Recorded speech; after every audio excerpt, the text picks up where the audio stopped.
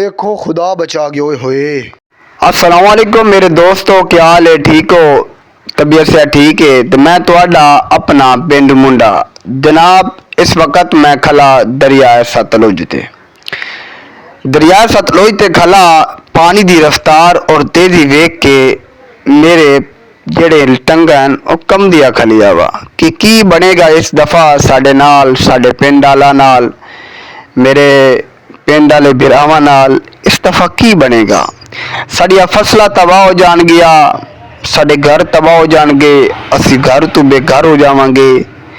इस दफा बहुत ढेर सारा सानू डर लगदा पिया है।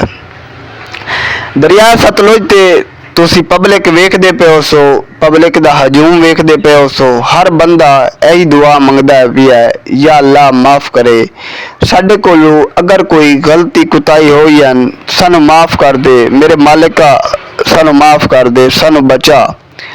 लोकां दे घर टुट गए, लोग घरों बेघर हो गए, लोकां दे माल डंगर, उस तो बाद जनाब कारा गड़िया जो भी आई हर बला सिलाव अपने अंदर समेट लिया। दरिया सतलुज दी इस दफा कुछ ऐसा ही है कि दरिया सतलुज ने बहुत सारे साडे पिंड तबाह किते। उस तो बाद हर पिंड वाला बंदा तुहाडे सामने अपने जेड़ा ही गरीबी दा भांडा ठिका है वो ट्रैक्टर ट्राली ते चक के जा रहा वा। यहाँ तिकर के लोग अपने मकान 10-10 15-15 साल मेहनत करके बनाते आ, अज वही अपने हथे तोड़ते पे आ। जनाब अज की जी मेरी वॉइस है बड़ी तुहानू ढिली फुली लगती पई उसी। दरअसल गल मेरे बिराओं ये कि अज बहुत डर लगता पिया। अज की रात बहुत ढेर सारा खतरा है। तलू दरिया का पानी है और उत्तू जनाब आली बारिश है। ये मेरे हिसाब नाल ये कुछ साड़ियाँ कीतियां करतियां हैं। कदी मैं जिंदगी विच बाई नहीं सुनिया कि बदल फट्टा होवे, लेकिन इस दफा तुसी सुनिया कि जनाब बदल ही फटिया है।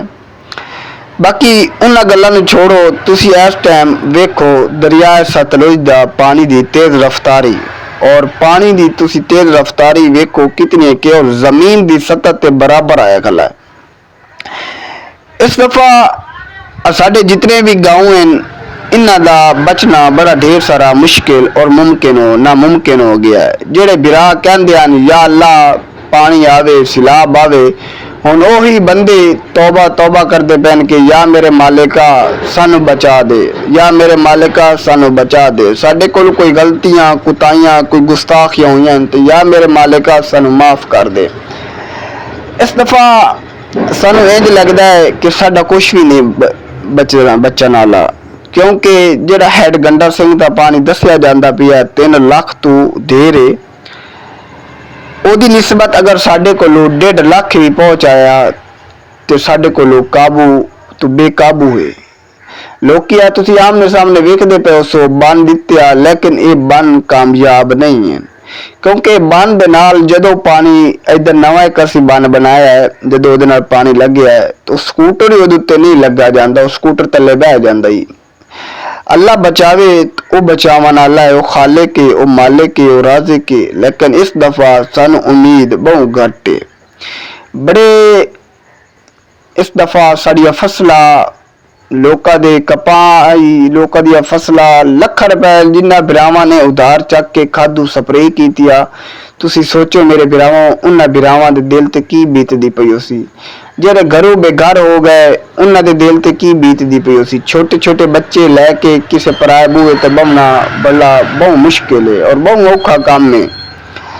बाकी भाई तुसी दुआ कराए कि अल्लाह साईं बचावे इन सैलाब तो, ओ मालिक बचावन वाला है। तो कुछ बिरावां दियां दुआवां ही होंदियां। तुसी खुद वेख लो कि हर बंदा अपना अपना साजो समान जेड़ा जरूरियात है वो चक्की जांदा है।